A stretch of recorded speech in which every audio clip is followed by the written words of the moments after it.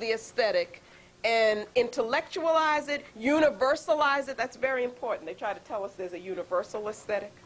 Okay, why do they do that? Why would Europeans have a need to do that? One of the things you have to answer for yourselves is, why is universalism a method that they use in their argumentation? Okay, one thing it does is to hide their political intent, hide their nationalism. So that we define aesthetic, then we talk about rationalism in the aesthetic, which we've already done before, so we pick up that theme again.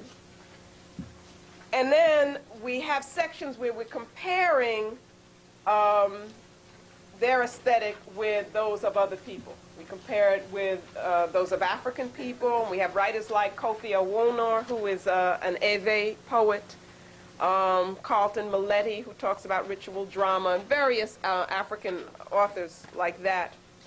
Then a section, White, Good, and Beautiful, which is very obvious how they use their aesthetic. And that you should, by the way, relate to, that's on page 219. Page 219, relate that to chapter 4, the next chapter, which is their self-image. You see? White, Good, and Beautiful. Relate that to chapter 4. All right? Then page 222 is the myth of a universal aesthetic. And hey, any artist, any African artist, I see Aziza, my sister back there, I wanted to know how many artists I have here. They can tell you what that was all about, what that is all about. Talking about these universal standards of art, and how what you're supposed to do is you're supposed to be creating art that can, you know, can be universal. What does that do? That takes you away from your cultural center, and it makes it seem that it's inferior for you to be an African artist and to be working from an African center. When what they're doing is, of course, you know, creating from a European center.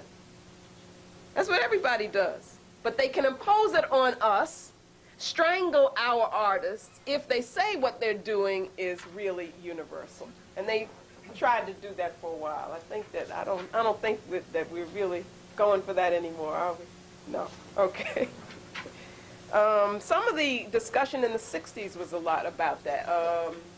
The book by Addison Gale, edited The Black Aesthetic, was about that you know, issue of universalism. But then there's a discussion of music in here as well, the differences and what they have to do to control music, the whole thing of notation, and how that gave them a sense of control, how it also, you control through standardization. You see, and improvisation gives them a lot of problems because you can't control that, you see. But that's two different ways of relating to reality, also two different purposes. Theirs is about power, power over others, and about control, you see. And then finally, the connecting thread, aesthetic Utamawazo and Utamaroho. By the way, my sister Aziza, sitting over there, is quoted in this text. And was very helpful to me, particularly in this chapter. But this talks about icons. It talks about the power of icons. It talks about how they impact on our brain cells, on our bodies, on us, and how they affect consciousness. So that's how we end chapter 3. Are there any questions? So I have an after-school program. The age is from 12 to about 17. We deal with the concept of Asili. They use the concept. They can read a newspaper and say, ah, there's the European Asili functioning. I mean, stuff that I can't do. You know, and that's what'll happen is they'll give it back to you in a whole new way.